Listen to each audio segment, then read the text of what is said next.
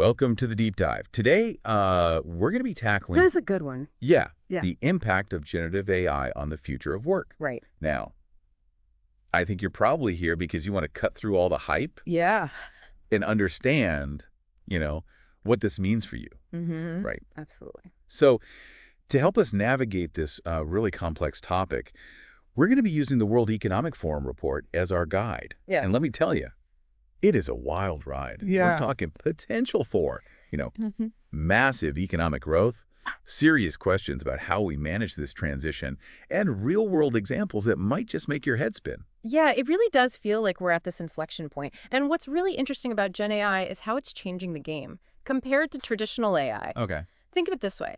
Before, AI was like this exclusive club that required a secret handshake. Right. You needed a ton of technical expertise to even get in the door. Uh-huh. But GenAI is like the internet of AI. Suddenly, anyone can access these powerful tools using plain English. That's why we're seeing so much excitement and buzz around its potential. Okay, so no more needing a PhD in computer science to use AI. That's definitely a game changer. Right. The WEF report isn't shying away from the big numbers either. They're talking about GenAI potentially adding trillions of dollars to the global economy in the next decade. Trillions. That's not just pocket change, is it? No, not at all. And it all comes down to GenAI's ability to change how we work. Imagine being able to offload all those repetitive, time-consuming tasks that clog up your day. Yeah. Things like scheduling meetings, summarizing documents, even drafting routine reports. Yeah. GenAI can handle all of that, freeing you up to focus on the tasks that require your unique human skills. Strategy, creativity, problem-solving. I like it. It's like having a super efficient assistant who never takes a coffee break. So it's not about robots replacing us, but about robots becoming our ultimate productivity partners. That's the idea. Okay. I can definitely see the appeal there. But the report also points out that this impact won't be the same across all industries, right? Exactly. Some sectors are going to see a lot more automation, where GenAI takes over entire tasks or even jobs. Right. Think of fields like manufacturing or data entry, where routine tasks are ripe for automation. But other industries, like healthcare or education, are more likely to see GenAI used as a tool to augment human capabilities. Okay. Imagine doctors using GenAI to analyze medical images, or teachers using it to create personalized learning plans for their students. It's about using technology to help people do their jobs better, not to replace them entirely. That makes a lot of sense. So it's not just about learning how to code. It's about understanding how these tools can be applied in your specific field. But if this technology is so accessible and potentially game-changing, why aren't all companies racing to adopt it at lightning speed? It seems like there's some hesitation out there. Well, it's a bit like discovering a powerful new tool in your garage. You're excited about the possibilities, but you also want to make sure you know how to use it safely and effectively. Yeah. That's the dilemma facing a lot of companies right now. On the one hand, there's this pressure to be an early adopter, to get ahead of the curve and gain a competitive advantage. But on the other hand, there's also a recognition that deploying GenAI responsibly requires careful planning, employee training, and a thoughtful approach to managing the potential risks. It's a balancing act for sure. So it's not as simple as just flipping a switch and suddenly everything is powered by AI. Right. There are real considerations to take into account. Definitely. Let's play devil's advocate for a moment. What are the arguments in favor of rapid adoption? What's driving some companies to dive headfirst into this GenAI pool? Well, there are a couple of big factors at play here. First, there's the fear of missing out. Okay. When ChatGPT burst onto the scene, it was like a wake-up call for a lot of companies. They realized that GenAI was no longer some futuristic fantasy. It was a real technology with the potential to disrupt entire industries. And no one wants to be the next blockbuster in the age of Netflix, right? Right. So there's a sense of urgency, a need to get on board or risk being left behind. That's a powerful motivator, for sure. No one wants to be the dinosaur in the digital age. Yeah. But what about the potential benefits beyond just avoiding extinction? Well, the WEF report highlights the incredible productivity gains that are possible with GenAI. I imagine a world where companies can automate those routine tasks, freeing up their employees to focus on higher value activities that require human creativity and ingenuity. That translates into increased efficiency, faster innovation, and ultimately a more competitive economy. Right. And let's not forget about the potential for addressing labor shortages. In many industries, there simply aren't enough skilled workers to meet the demand. Yeah. GenAI could help to fill those gaps, allowing companies to grow and expand, even when faced with a tight labor market. Okay, so there's the fear factor, the efficiency factor, Yeah. and the potential to solve real-world workforce challenges. But you mentioned earlier that there's also a strong case for proceeding with caution. What are the concerns that are making some companies tap the brakes on GenAI? It all boils down to trust. Okay. Imagine handing over important tasks to a new employee who you don't fully understand, who makes decisions in ways that are opaque to you, and who might even make mistakes that could have serious consequences. Yeah. That's the challenge with GenAI. It's a powerful technology, but it can also be unpredictable and difficult to control. Companies need to build trust with their employees, their customers, and the public at large, that GenAI will be used responsibly and ethically. Okay.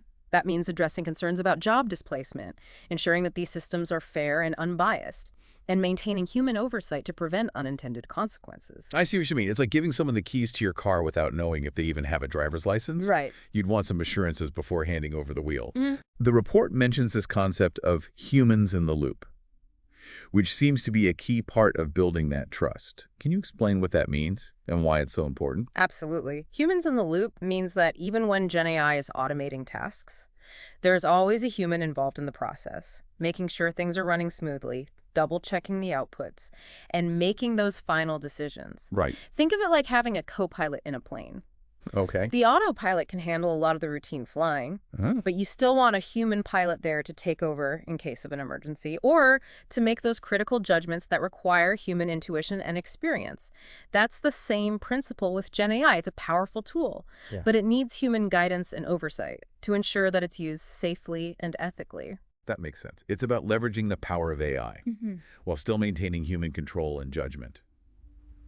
So it seems like the companies that are seeing the most success with GenAI are those that are taking a balanced approach, starting small, focusing on internal use cases, and really prioritizing employee engagement and training. They're basically dipping their toes in the water before diving headfirst into the deep end. You got it. It's all about building trust, demonstrating value, and creating a culture where GenAI is seen as a tool to empower workers, not to replace them. Right. That's how you create a win-win situation for both the company and its employees. Okay, so we've talked about the potential benefits, the risks, and the need for a balanced approach. But I think everyone's big question is, what does the future actually hold? The WEF report outlines 4 potential scenarios for how GenAI might impact the workplace. Can you give us a quick rundown of those scenarios and what they mean for our listeners? Of course. The future of GenAI is not set in stone. It depends on a lot of factors, including how quickly the technology develops and how much trust we're willing to place in it. Right. The first scenario they call high hopes. It's a world where everyone is super excited about GenAI. Adoption is rapid, and expectations are sky high. But there's a risk that those expectations might not be met. Okay. The technology might not live up to the hype, leading to some disillusionment and setbacks. Right. It's like the dot-com bubble of the late 90s. Lots of enthusiasm, lots of investment, but ultimately a lot of disappointments as well. So, cautionary tale about the dangers of getting too caught up in the hype. What about the second scenario? That's broken promises. And it's a bit more pessimistic in this scenario. There are some early missteps with GenAI, maybe some high-profile failures, or cases where it's used in unethical ways. This erodes trust in the technology, slowing down adoption, and making people hesitant to embrace its full potential. It's like buying a new gadget that turns out to be buggy and unreliable. You might be hesitant to use it again even after it's been fixed. Okay, so trust is a major factor in how this all plays out. What's the third scenario? That's lost opportunities. And it's the one where organizations get so caught up in the fear of the unknown, the potential risks, and the anxieties about job displacement that they basically freeze up and miss out on the benefits of GenAI altogether. They become so focused on the potential downsides that they fail to see the upside. And as a result, they fall behind. As other companies embrace the technology and gain a competitive advantage, it's like being afraid to swim because you might get wet. You miss out on all the fun and the benefits of being in the water. That's a great analogy. So it's not just about mitigating the risks. It's also about seizing the opportunities did GenAI present? What's the final scenario? The fourth scenario is shifting gears, and it's the most optimistic one in this scenario. There's a high level of trust in GenAI. The technology continues to advance rapidly, and we see the greatest potential for productivity gains, job augmentation, and the creation of new and more fulfilling roles. It's a world where we've successfully navigated the challenges and harnessed the power of GenAI to create a more productive, more innovative, and ultimately a more human-centered economy. That sounds like the ideal outcome. But it also sounds like it requires a lot of careful planning, collaboration, and a willingness to adapt. It's not just about the technology itself. It's about how we choose to use it. Absolutely. The WEF report really emphasizes that point. It's not a question of if Gen AI is going to transform the workplace. It's a question of how we manage that transformation and ensure that it benefits everyone. So the future is still unwritten. Mm-hmm. And the choices we make today will determine which scenario ultimately plays out. But before we delve into those choices, I think it's important to take a step back and really address the knowledge gap that exists around Gen AI. Yeah. It seems like a lot of people are still confused about what it is, how it works, and what its implications are. You're absolutely right. And that knowledge gap is something that needs to be addressed urgently. We can't have a meaningful conversation about the future of work if half the population doesn't even understand the technology. That's driving that change. It's like trying to navigate a new city without a map. You're bound to get lost and frustrated. So we need to get everyone on the same page, so to speak. Before we can start charting a course for the future, what are some concrete steps that organizations can take to bridge that knowledge gap and prepare their workforce for this Gen AI-powered future? The WEF report actually lays out a really practical framework for action. They call it a two-stage approach, starting and scaling. The starting case is all about experimentation, piloting use cases, gathering data, and figuring out what works and what doesn't. It's about dipping your toes in the water before diving headfirst into the deep end. So it's about learning by doing, getting some real-world experience with Gen AI before making any major commitments. Exactly. And it's also about building trust with your employees. Yeah. Show them that you're taking a thoughtful and responsible approach, that you're investing in training and support, and that you're committed to ensuring that Gen AI is used in a way that benefits everyone. Okay, so that's the starting phase. What about scaling? The scaling phase is where things get more strategic. Once you've identified those successful use cases, you can start expanding them, standardizing your development practices, and investing in more robust workforce planning. Okay. It's about moving from those pilot projects to full-scale implementation, making sure that Gen AI is integrated seamlessly into your operations, and that your workforce is equipped with the skills and knowledge they need to thrive in this new environment. It sounds like a solid roadmap for navigating this uncharted territory. Yeah. But as we've discussed, there are some pretty significant barriers to widespread Gen AI adoption. What are the biggest roadblocks that companies and individuals need to overcome? Well, we've already touched on the trust issue, employee apprehensions about job displacement, the black box complexity of Gen AI algorithms, and concerns about cybersecurity and misinformation are all contributing to this trust deficit. But haven't we seen some pretty effective strategies from those early adopters to address these concerns? Things like humans-in-the-loop processes and internal Gen AI councils to set standards and monitor for ethical issues. It seems like there are ways to mitigate those risks and build trust with both employees and the public. Absolutely. Those are great examples of how companies can proactively address those concerns. And let's not forget about the accessibility of Gen AI tools and the effectiveness of peer-to-peer learning. Okay, so maybe the skills gap isn't as insurmountable as it might seem, but I still think there's a need for a broader societal conversation about Gen AI and its implications. We need to demystify this technology, make it accessible to everyone, and create a culture where people feel empowered to engage with it, not threatened by it. I completely agree. We need to move beyond the fear-mongering and the hype and focus on the real opportunities and challenges that Gen AI presents. And that requires a collaborative effort from everyone, individuals, organizations, policymakers, educators. We all have a role to play in shaping this future. So it's not just about training workers for specific jobs. It's about empowering everyone with the knowledge and skills they need to navigate a Gen AI-powered world. It's about creating a society where people feel confident and excited about the possibilities that Gen AI offers, not anxious and uncertain about the future. That's the goal, and that's what the WEF report is ultimately calling for. A human-centered approach to GenAI, one that prioritizes ethical considerations, fosters collaboration, and empowers everyone to participate in and benefit from this technological revolution. That's a powerful message. Yeah. And it's one that I think resonates deeply. With the mission of the deep dive, we're all about exploring complex topics, cutting through the noise, and empowering our listeners with the knowledge and insights they need to make informed decisions. And in the case of GenAI, those decisions will have a profound impact on the future of work and on society as a whole. It's an exciting time to be alive, and it's an important time to be having these conversations. The choices we make now about how we develop and deploy GenAI will shape the world for generations to come. It's a pivotal moment, and the WEF report does a fantastic job of outlining a roadmap for navigating these uncharted waters. Right. But I think it's important to zoom in on the individual's perspective here. Okay. What can our listener do right now to make sure they're not just along for the ride, but actively shaping their own future in this GenAI-powered world? That's a great point. It's easy to get caught up in the big picture and forget that this revolution is going to play out in individual lives and careers.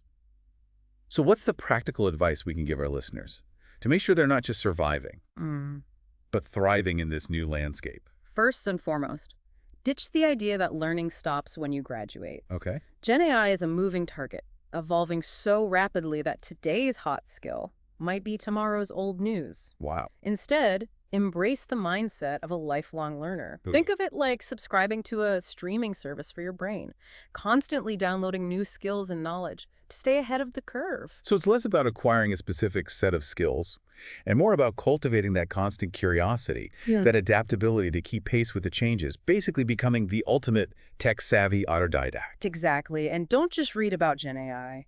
Get your hands dirty. There are tons of free online resources, trial versions of software, even playful AI apps. Experiment, tinker, and find out firsthand what these tools can do. It's like learning to ride a bike.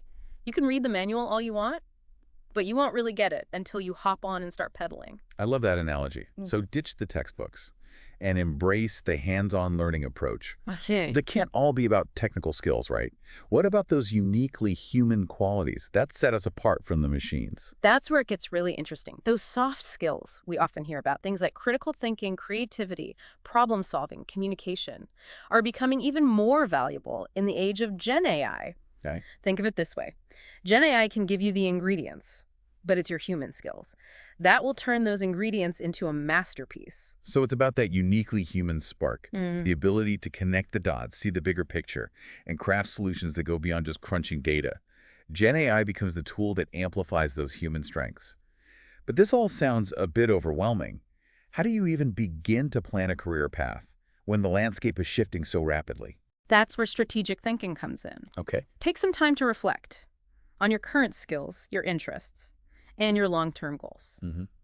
Then, do some research on which industries are being most impacted by GenAI, what new roles are emerging, and what skills are going to be in high demand. It's like planning a road trip. You need to know your destination and choose the best route to get there, even if there are some detours along the way. Okay, so we've got the roadmap, the vehicle, and now we're equipping ourselves with the right tools and mindset for the journey.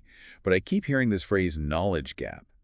Why is it such a big deal, and how does the WEF report propose we tackle it? The knowledge gap is like a pothole in the road to the GenAI future. It's going to slow everyone down if we don't fix it. Yeah. The WEF stresses that closing this gap isn't just about economic competitiveness. It's about ensuring everyone has the opportunity to participate in and benefit from this technological revolution. Right. We can't have a society where some people are zooming ahead in self-driving cars while others are stuck trying to figure out how to change a tire. So it's about democratizing access to GenAI knowledge and skills, making sure everyone has the tools and the understanding to navigate this new landscape. But how do we actually make that happen? Where do we even begin? The WEF outlines a multi-pronged approach. Okay. First, we need to integrate GenAI concepts into education at all levels, from primary school to adult learning programs. It's about equipping everyone with the basic understanding of how these technologies work, the potential benefits and risks, and how to use them ethically and responsibly. So no more shying away from tech in the classroom. GenAI needs to become as commonplace as learning your ABCs.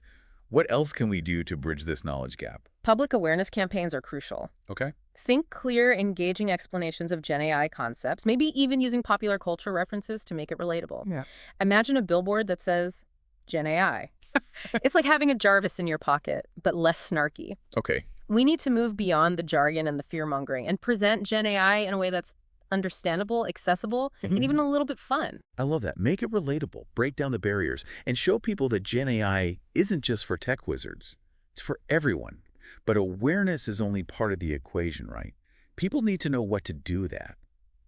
With this knowledge. Absolutely. We need to invest in training programs tailored to different industries and skill levels. Okay. Imagine online courses that teach you how to use GenAI to automate specific tasks in your job, or workshops that help you develop the critical thinking skills to evaluate AI-generated outputs. And these programs need to be accessible to everyone, regardless of their background or their income. So it's about creating a whole ecosystem of learning opportunities, both formal and informal, to help people upskill and reskill for the Gen AI age. It sounds like a massive undertaking, but one that's absolutely crucial if we want to avoid widening the digital divide and ensure that everyone has a chance to succeed in this new world. Exactly. And it's not just about filling specific job roles. It's about empowering individuals to become lifelong learners, to adapt to changing circumstances, and to seize the opportunities that GenAI presents. It's about fostering a culture of curiosity, experimentation, and continuous learning. Okay, so we've talked about the need for education, public awareness, and accessible training programs. But what about the role of organizations? What can companies do to help their employees navigate this transition and ensure that everyone benefits from the adoption of Gen AI? The WEF report stresses that companies need to take a proactive approach, starting with a clear vision and strategy for how Gen AI will be integrated into their operations. Right. It's about thinking beyond just automating tasks and considering how Gen AI can be used to enhance human capabilities, create new opportunities, and drive innovation. It's like planning a home renovation. You don't just start knocking down walls. You have a blueprint, a vision for how you want the finished product to look and feel. So it's about having a Gen AI master plan, so to speak. That aligns with the company's overall goals and values. But a plan is only as good as its execution, right? What about the practical steps companies can take to make this vision a reality? One crucial step is investing in training and development programs for employees. Okay. And I'm not just talking about technical training on how to use specific Gen AI tools. Okay. It's also about developing those critical thinking, problem solving, and communication skills that will become even more valuable. In a Gen AI-powered world, think of it like cross-training an athlete. You're not just focusing on their primary skill, you're also developing their overall strength, agility, and endurance to make them a more well-rounded and adaptable performer. That's a great analogy. So it's about creating a workforce that's not just tech-savvy, but also adaptable, creative, and able to think critically about the implications of these new technologies. What else can companies do to support their employees through this transition? Communication is key. Companies need to be transparent with their employees about how Gen AI is being implemented, what its potential impacts might be, and what steps are being taken to mitigate any negative consequences. It's about creating an open dialogue, addressing concerns head-on, and involving employees in the process from the very beginning. Right. Imagine a company holding town hall meetings to explain Gen AI, answer questions, and gather feedback from employees. That kind of open communication can go a long way in building trust and alleviating anxieties about the unknown. That makes sense. It's about creating a culture of transparency and collaboration, where employees feel like they're part of the solution, not just subject to the changes. But even with the best training and communication, there's still the potential for job displacement. As Gen AI automates certain tasks, what can companies do to address those concerns and ensure that no one is left behind in this technological revolution?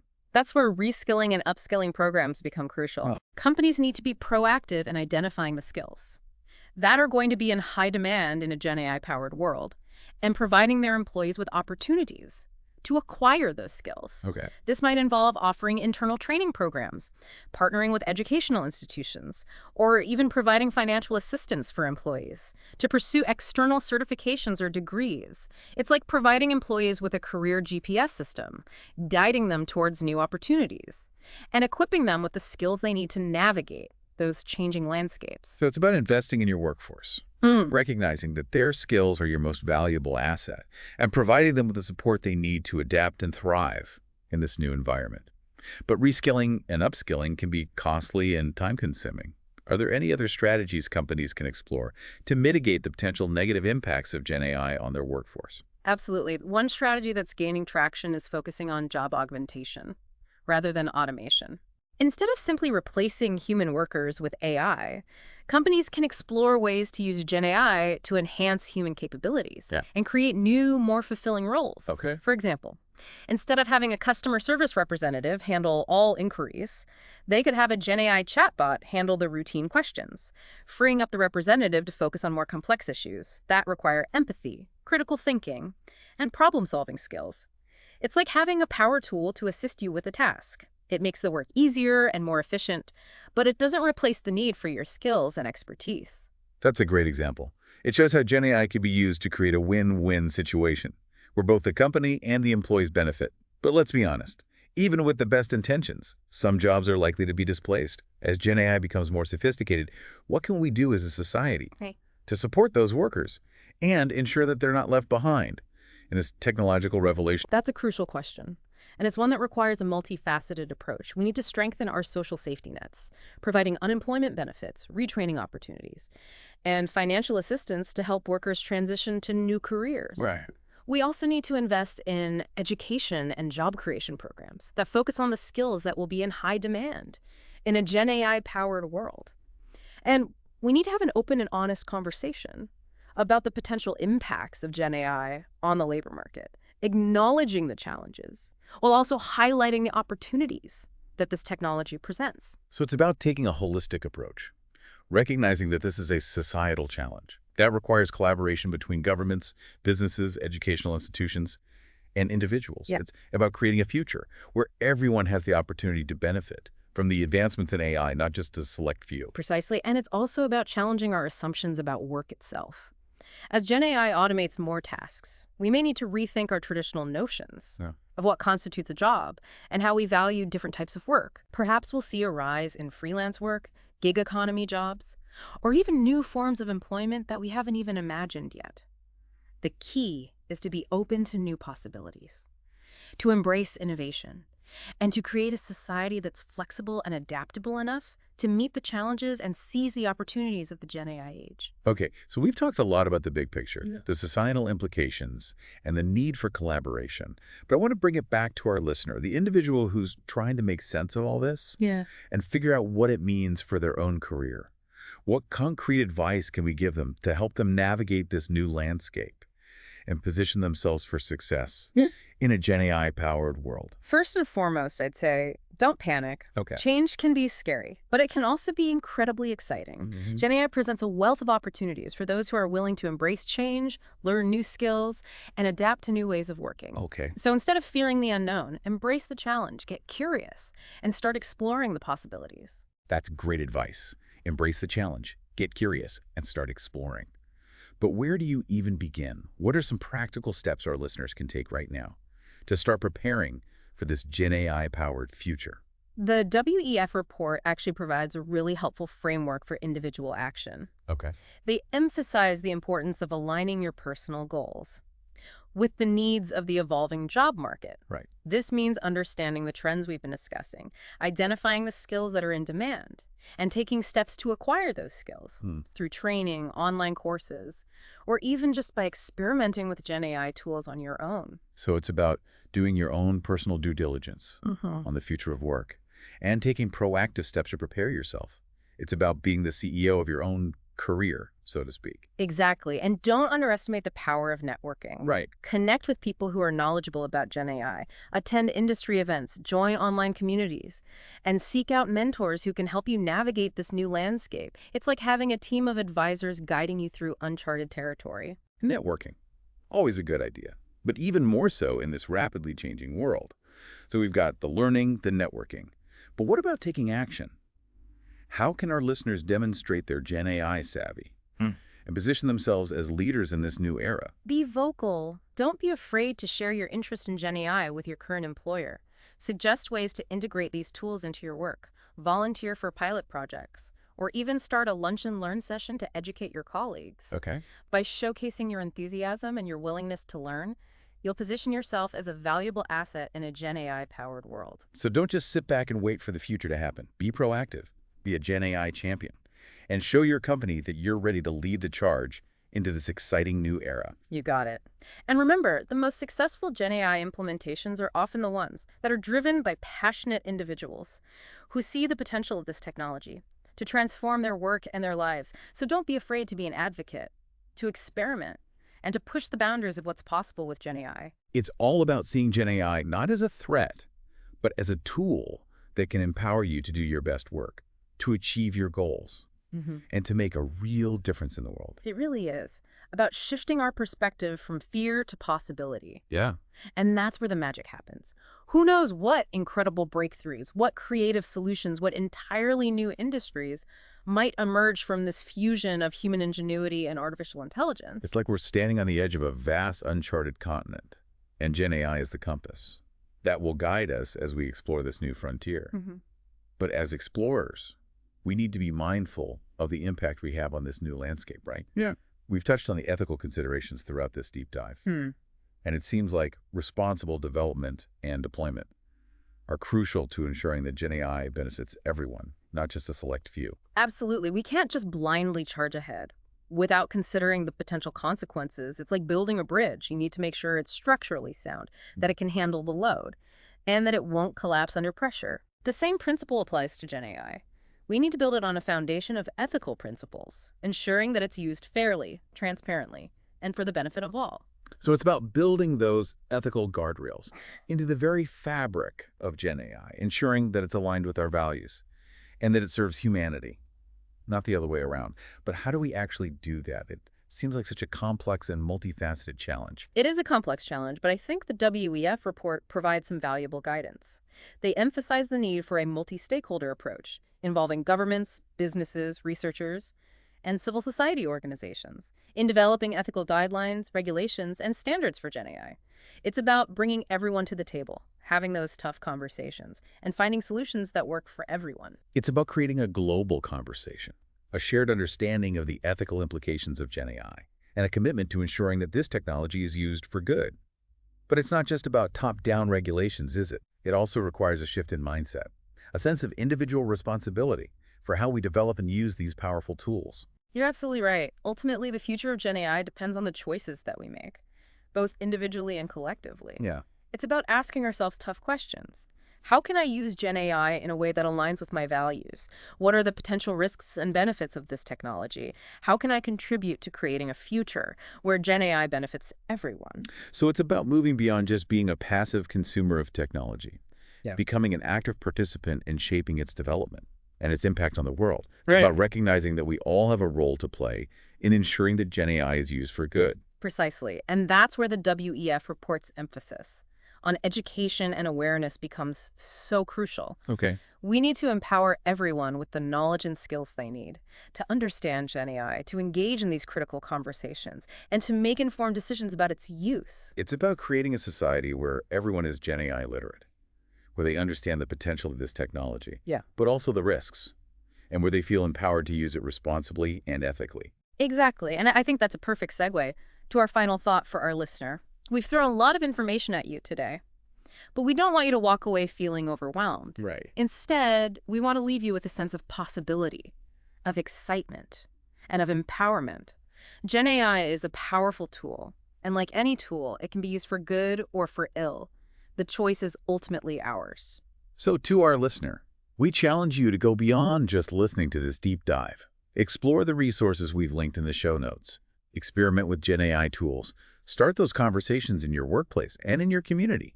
And most importantly, be an active participant in shaping the future of this incredible technology. Because the future isn't something that just happens to us. It's something we create together. That's a fantastic message to end on. Thank you for joining us on this deep dive into the world of GenAI and the future of work. It's been an incredible journey, and we're excited to see where it leads us all. Until next time, keep learning, keep exploring, and keep diving deep. And remember, the future is in your hands.